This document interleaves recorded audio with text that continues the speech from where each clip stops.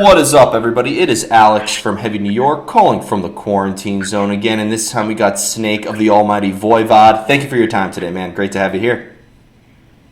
Hi, how are you? Hanging in there, hanging in there. How's everything up in Quebec right now? Not so good. Not so good.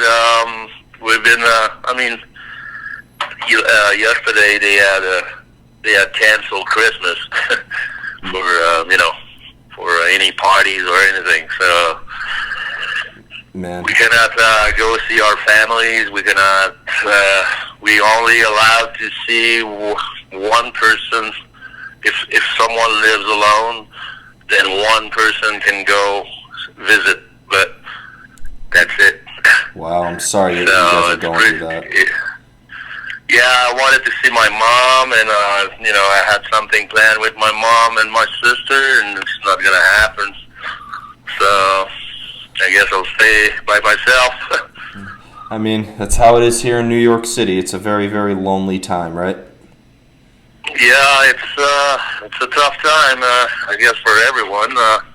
Yep. I mean, every part, every regions, every provinces has their own policies and restriction. Yeah, it's just I guess it's tough for everyone. Yeah. We'll get through it. We'll get through it. Yeah. Eventually. Yeah. In the meantime, we get to remember better days and to remember good times when we could go to concerts and witness the joy of Voivod. We got the brand new live album, Lost Machine, coming out very soon, or it's actually out right now. So, when it comes to, this live album, was there a specific reason why you chose this particular gig? Was it just because it was taking place in, your home territory? Well, it was at the end of a tour.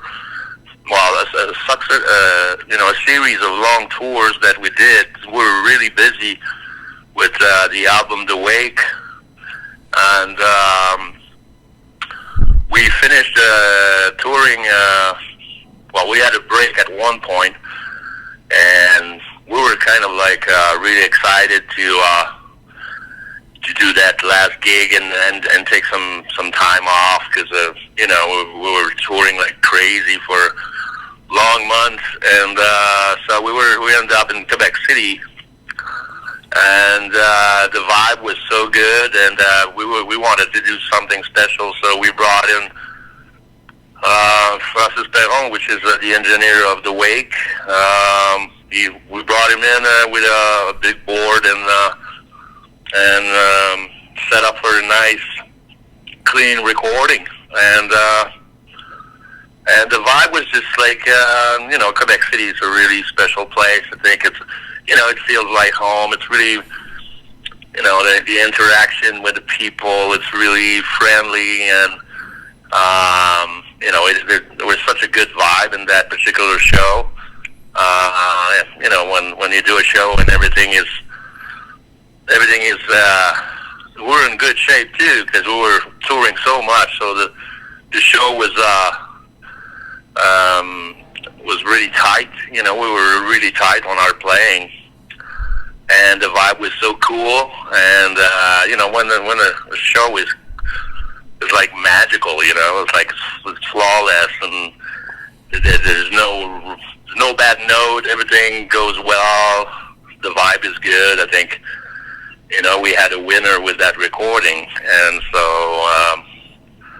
so we decided to keep it. We were expecting to maybe, I think, with the COVID thing, I think it kind of we were like, oh, well, maybe we should release it sooner, because of, like you said, we've been missing seeing shows. I think everybody has been missing going to concert and everything, and so we wanted to give our fans a little bit of joy and a little bit of what Voivod could be, on a live concert, and so we wanted to give the fans something to put in their ears, and so we did. Yeah. And yes, that's it. It's got good reviews and all, so all good.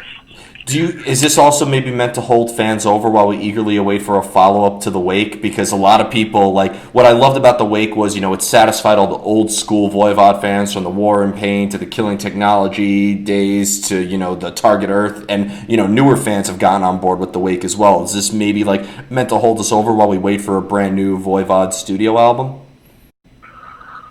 Yeah, well, we're right now we're trying to do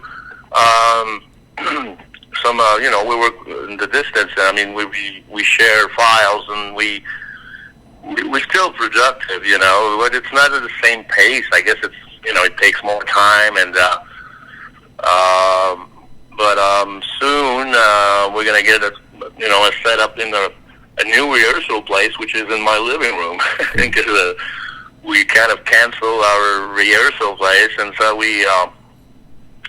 I think we'll be able to work as a team, face to face at a certain point, and then it's going to be quicker. But we still build up many ideas for new stuff, and so Michel away bought he set up a gear for programming drums, and so we build up many structures right now, and when we'll be ready to to actually put it together, it's gonna be quicker when we'll get together, and we'll have something to work on, and I guess it's just a matter of time. It's just like it's such a weird situation right now. Yeah.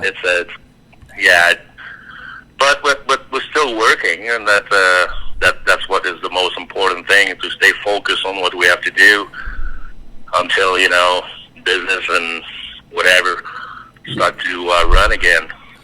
As a vocalist, like a lot of people have appreciated your lyrics as the music as well. Have you ever had lyrics already written? Like, is there maybe some lyrical ideas that maybe influence the sound of Voivod as well? Sometimes it depends. It's just, it's a pretty.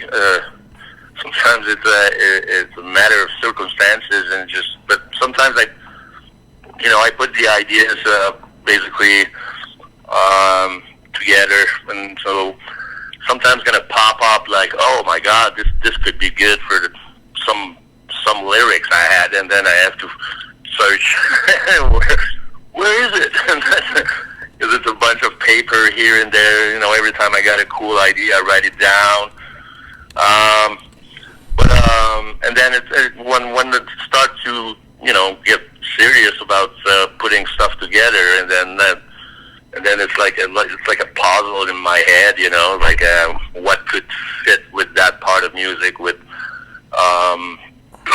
with lyrics, or I'm trying to catch the vibe of the music, and then from that point on, create my story or whatever.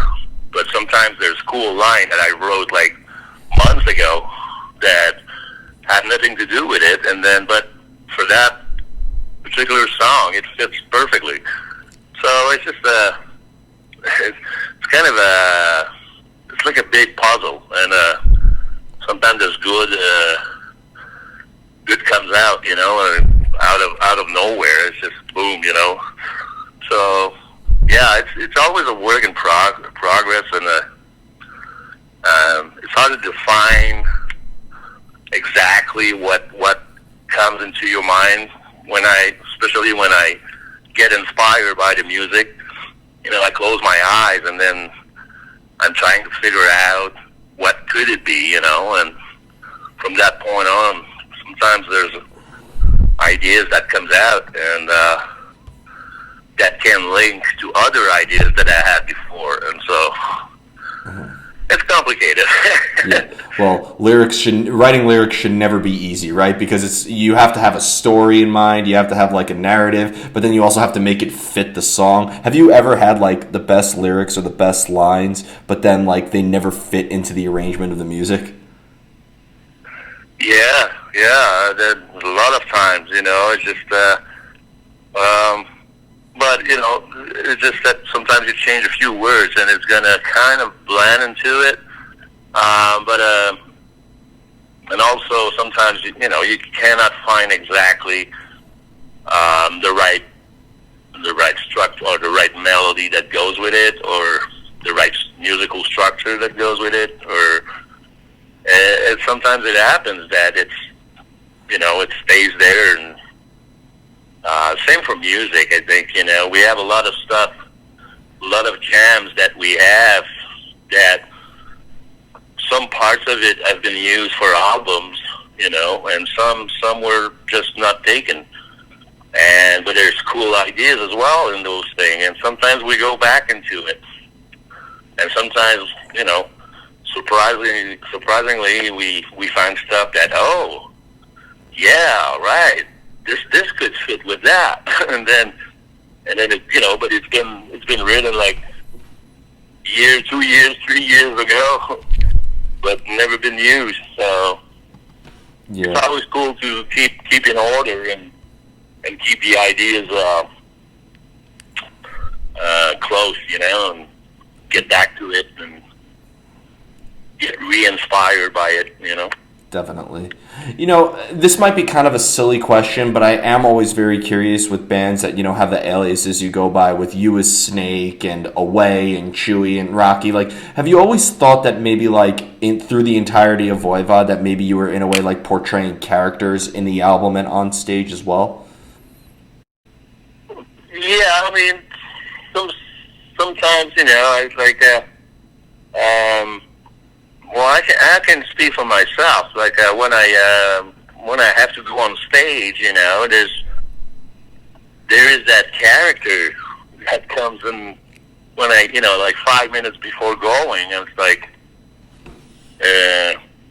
it's like this Snake character comes into my body and my soul and my mind, and it's like, it's weird. It's a really weird feeling, but I guess, it's just like, okay, it is time to rock, and then that character or whatever comes out, and it's me as, Snake, and it's not Denny Belanger anymore, it's Snake.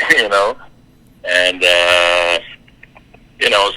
I think Alice Cooper described it once, about, Vincent Fournier, and who's Alice Cooper and who's Vincent Fournier, and he goes like, it's when you hit the stage, it's just, that character just got there into your body.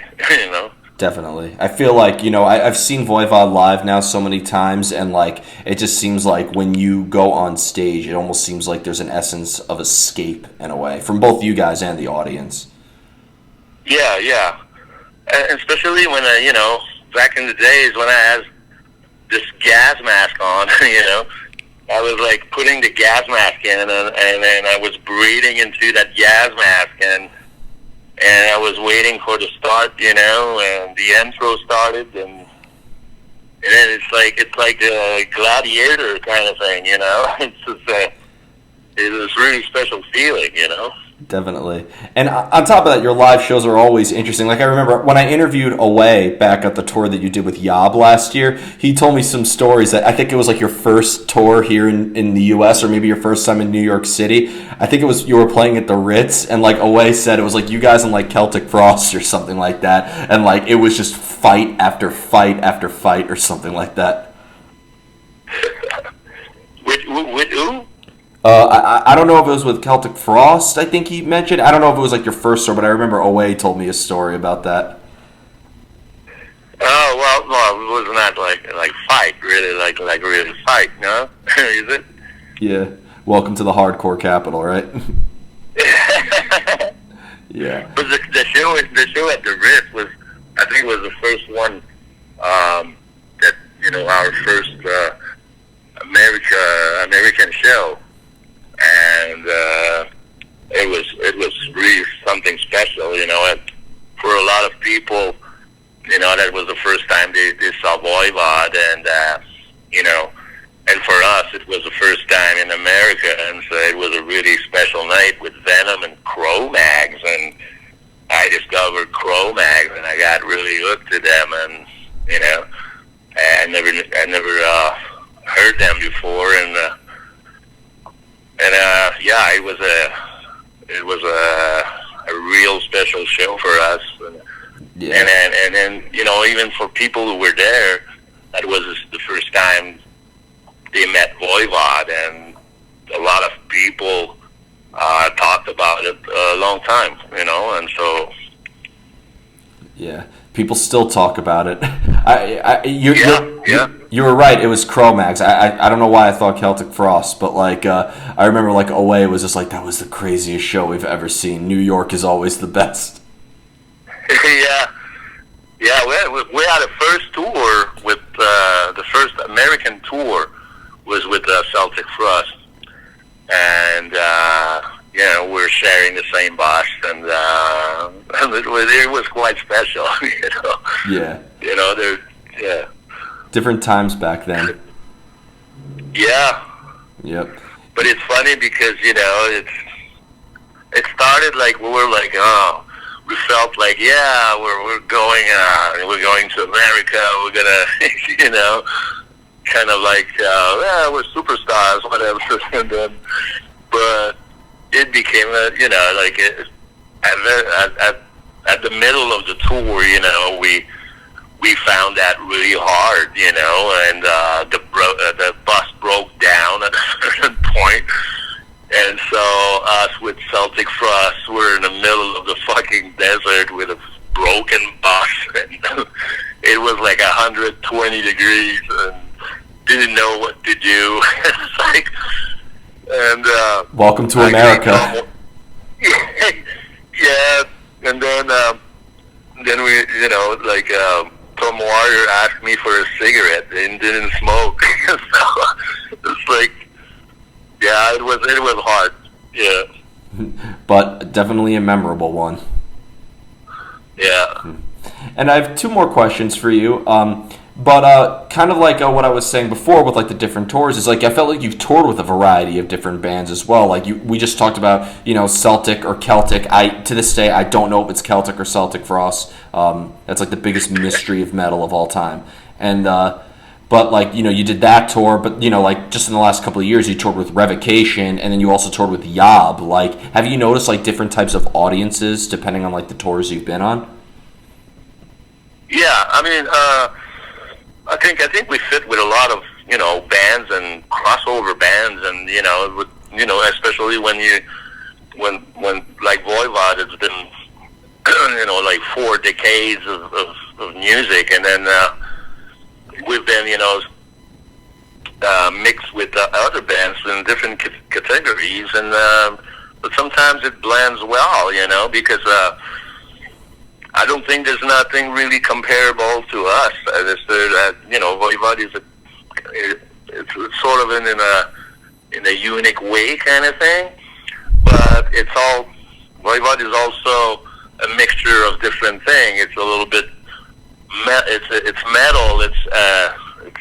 There's punk into it. There's progressive music into it, and there's a lot of colors and flavors. So depending which band we're touring with, we can tour with a Judas Priest, and we can tour with Down, and we can tour with Venom, and or Carcass or whatever. It's just we're in a position that people that doesn't know us will discover something, and sometimes we end up on tours that people heard the name of Voivod, but they're going for the headline or whatever it is, and finally they got a really good surprise that they loved our show, and they're gonna pick up the album, and so we're and back in the days we opened for Rush, so it's like a really large spectrum of bands that we've been mixed with, so. Yeah, and that's what I love, what I think makes Voivod. I feel like experimentation is almost like what the sound of Voivod is. I've heard people call you anything from thrash metal to speed metal to alternative metal, progressive metal. A lot of people say that you invented avant-garde metal, which I'm still puzzled on what the meaning of that is. But like, it just seems like trying new things and always experimenting with your sound is what makes Voivod Voivod, right? Yeah, you pretty much have it now. It's. I think music is music, you know, and then you can always go a little bit, a little bit farther in your experimentation, and then we never did the same thing twice, you know. And if you compare albums to albums, we never really redo the same formula, you know. Some bands, they found a formula that works for them, and they're going to stick with that formula because it's a winning formula, and they got the market going, and they don't want to get out of there. They're afraid of getting too weird, or but it's never been the case with Voivod. Yeah. We always try to do stuff that goes,